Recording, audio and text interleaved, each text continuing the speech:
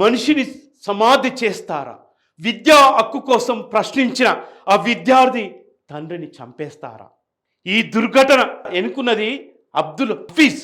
ఇలా పశ్చిమ బెంగాల్ రాష్ట్రంలోని బాంకురా జిల్లాలో ఇండస్ పోలీస్ స్టేషన్ పరిధిలోని కరిష్కుందా గ్రామానికి చెందినటువంటి ఇలా అబ్దుల్ హఫీజ్ తన తల్లిని హాస్పిటల్లో ఓదార్స్తున్నారు. ఎందుకంటే తన తండ్రిని అక్కడున్నటువంటి బీజేపీ పాలకులు, ఆ ఊరి బీజేపీ నాయకులు, కార్యకర్తలు, ఆర్ఎస్ఎస్ గుండాలు మా మీద ముక్కుమ్మడిగా మా ఇంటి మీద రాత్రి 8 గంటలకు పడి నన్ను చంపబోయి నా కొడుకుని ఏమనొద్దు అని మా తండ్రి పాదయపడుతుంటే తన తండ్రిని నిర్దాక్షిణంగా తీవ్రంగా గాయపరిచి చంపేశారని చెప్పి తన గోడును వెళ్ళబుచ్చుకునేటటువంటి పరిస్థితి. అంటే ఇలా ఎవరైనా అబ్దుల్ హఫీజ్ సిజేపీ కార్యకర్త, కాక్రోచ్ జనతా పార్టీ వాలంటీర్.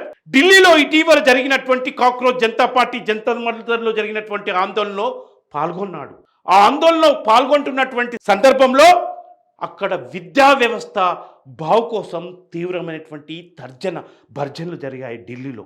ఈ దేశ నవ యువకులు అందరూ విద్య బాగుంటేనే ఇలా సమాజం బాగుంటుంది, విద్యను బాగు చేస్తేనే ఇలా సమాజాన్ని మనం బాగు చేయగలం, గ్రామ పాఠశాలను బాగు చేస్తేనే మనం అద్భుతమైనటువంటి విద్యార్థులను తయారు చేయగలుగుతాం సంకల్పంతో వాళ్ళు ఒక నిర్ణయం తీసుకొని స్కూల్ టీక్ కరో అంటే స్కూళ్ళను బాగు చేద్దాం, మన ఊరు పాఠశాలను బాగు చేద్దామనే కార్యక్రమం పిలుపునందుకొని అబ్దుల్ హఫీజ్ తన ఊరికి బయలుదేరినటువంటి పరిస్థితి. మరి ఎందుకు సిజేపీ వాలంటీర్ అయినటువంటి అబ్దుల్ హఫీజ్ పై దాడి చేశారు ఈ మత ఉన్మాదులు అంటే చదువును దూరం చేయడం కోసమే, అంబేద్కర్ని ఆశించినటువంటి సమాజాన్ని దూరం చేయడం కోసమే ఈ మనువాద మత ఉన్మాద పాలకులు కంకణబద్దులై మనువాదం తలకెక్కి ఈ దేశ పౌరులకు చదువును దూరం చేసేటటువంటి చర్యకు పూనుకుంటున్నారనే దానికి ఒక ప్రత్యక్ష సాక్ష్యంగా చెప్పుకోవచ్చు. ఇవాళ చదువుకు దూరం చేస్తే సమాజం అజ్ఞాతంలోకి వెళ్తుంది,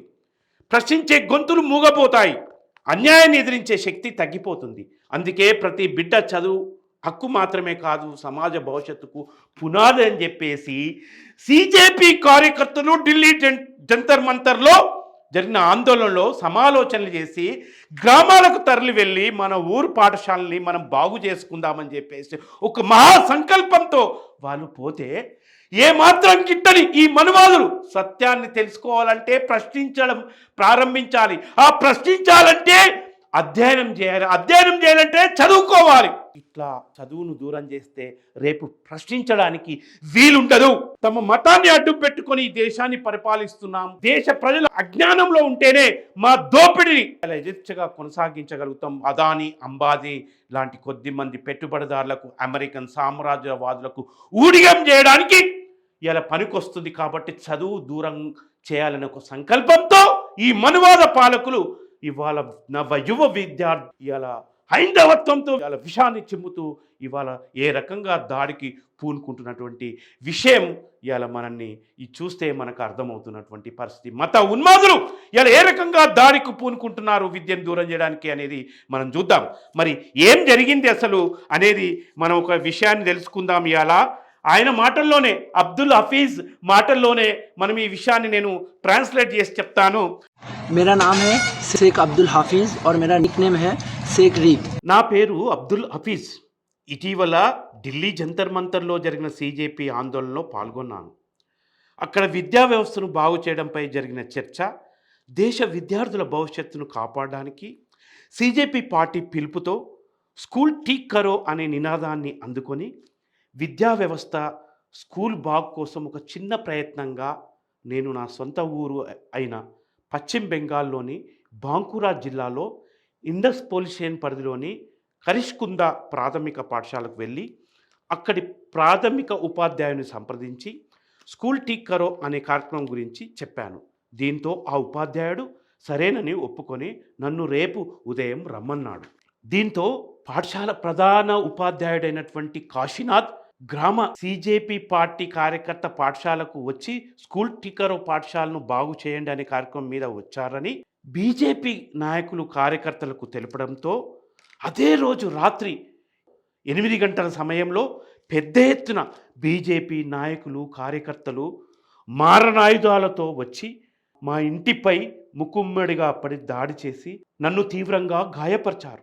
ఒకరు మారణాయుధంతో నా గొంతుపై దాడి చేయడంతో త్రుటిలో తప్పించుకున్నాను.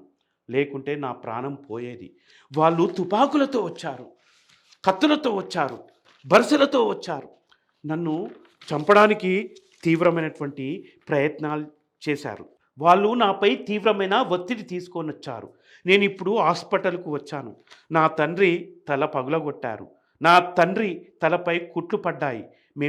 మేము పోలీస్ స్టేషన్కు పోతుంటే మాకు తెలిసిన విషయం ఏంటంటే వాళ్ళు కూడా పోలీస్ స్టేషన్కు బీజేపీ వాళ్ళు పెద్ద ఎత్తున అక్కడికి చేరుకొని పోలీసుల ముందే మాపై దాడి చేయాలని, మమ్మల్ని చంపాలని చూస్తున్నారని తెలిసింది.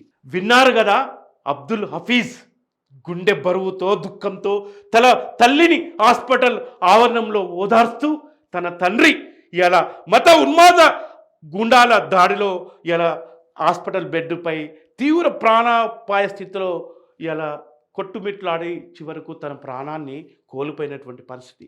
ఆయనను పరామర్శించడానికి సిజేపీ నాయకులు ఇలా భారీ ఎత్తులో తరలి వచ్చారు. సిజేపీ నాయకులతో పాటు యావత్ దేశమంతా కూడా ఈ బాధిత కుటుంబానికి అండగా ఉండాలని చెప్పేసి వాళ్ళు పిలుపునిచ్చారు. అంటే విద్య హక్కు కోసం పోరాడితే ఈ బీజేపీ పాలకులు, ఈ ఆర్ఎస్ఎస్ మనువాద ఉన్మాదులు ఈ రకంగా దాడి చేస్తారా? ఇదే నా సంస్కారం. ఒకటే, దోపిడీ వర్గాలకు, అదానీ అంబానీ లాంటి దోపిడీ వర్గాలకు, మొత్తం కార్పొరేట్ విద్యా మాఫియా అంతా కూడా అక్కడ బీజేపీ ఆర్ఎస్ఎస్ నాయకుల చేతుల్లో ఉందట పశ్చిమ బెంగాల్లో. వారి యొక్క స్వార్థం కోసం విద్యా వ్యవస్థను మొత్తం నీరుగార్చేటటువంటి ప్రయత్నం చేయాలి. సిజేపీ నినాదాన్ని స్కూల్ టీకరు ఊరు పాఠశాలని బాగు చేద్దామనే కార్యక్రమాన్ని నీరుగార్చాలని కుట్రలు చేస్తూ భౌతిక దాడులకు దిగి బరి తెగించి ఈ రకంగా దాడులకు పూనుకోవడం ఇది అన్యాయం.